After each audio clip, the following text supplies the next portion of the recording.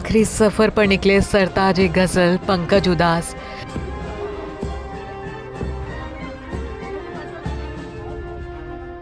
सफेद फूलों से सजे ट्रक में निकली गजल सम्राट की अंतिम यात्रा।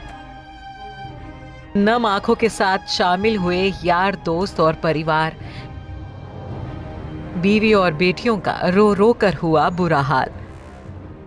अनंत की यात्रा के लिए अपने आखिरी सफर पर निकल पड़े हैं सरताज गजल पंकज उदास।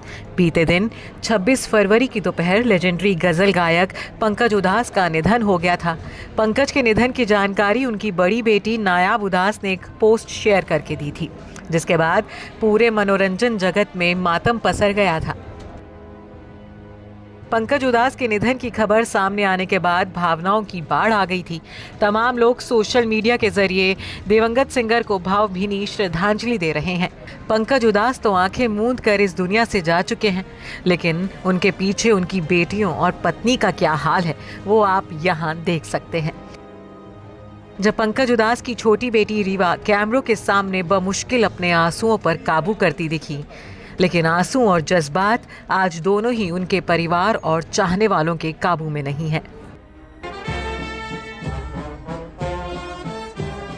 आज पंकज उदास को पंचतत्व में विलीन किया जाना है।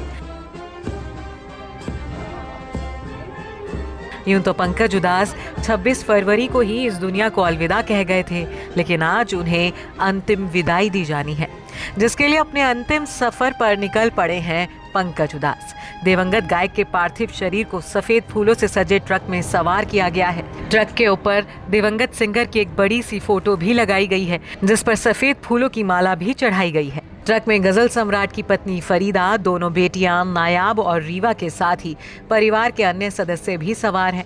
इसी सफेद फूलों से सजे ट्रक में निकली है दिवंगत गायक पंकज उदास की अंतिम यात्रा। बता दें कि पंकज उदास का अंतिम संस्कार आज मुंबई के वर्ली स्थित हिंदू क्रेमेटोरियम में किया जाना है।